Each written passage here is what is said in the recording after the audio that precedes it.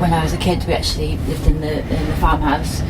Now my dad stays here in the caravan, and we're on the west coast of the Orkney mainland, as we call the largest island in the Orkney group. Can you explain, where the book begins? You have got into a very difficult situation in London. You've made maybe some bad choices, perhaps, shall we say. Can you explain how low things have gotten? I'm definitely feeling a bit bonkers. Other writers had warned me that having a book published makes you go a bit crazy, and I didn't really. I kind of just missed it, but now I'm kind of experiencing it for myself. But bonkers in not always a horrible way. But I think it's spending 2 winters on a little house by myself in Papua Westray, writing on something very internally, and then it gets to the stage where now it's going to be external, and particularly as it is, it's obviously such personal. It's about my life, so it makes it harder to separate my work and Amy, and I have not figured that one out yet.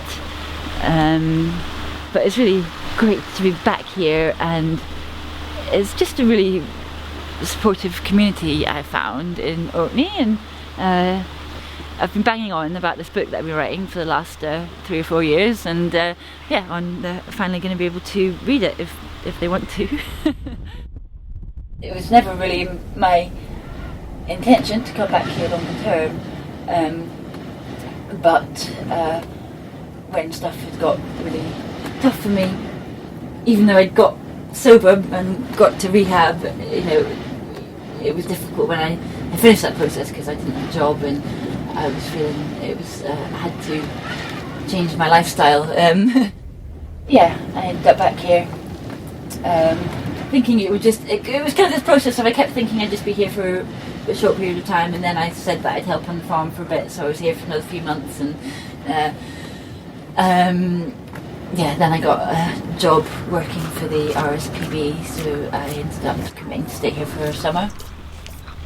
This is the Ring of Brodgar, which is a Neolithic stone circle right at the heart of the mainland here in Orkney. It's sort of like a natural amphitheatre here. It's right in the centre of the island, and it's kind of encircled by all these hills and other islands, and you can see why the Stone Age people built it here, because it just feels like a special location. When I was working for the RSPB doing these surveys looking for corncrakes, and I started at midnight and then I would end at 3 a.m.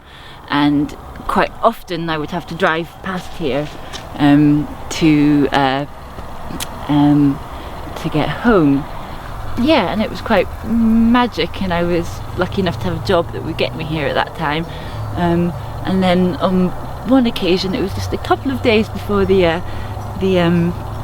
summer solstice, and I was taken with a notion I took all my clothes off and ran around the entire circle naked. There was no one around, and it was great. And it was sort of doing these things that made me realise that it wasn't so bad that I was back here in Orkney, and I was up late at night, and I wasn't at a nightclub, and I wasn't drunk, but I was having a good time.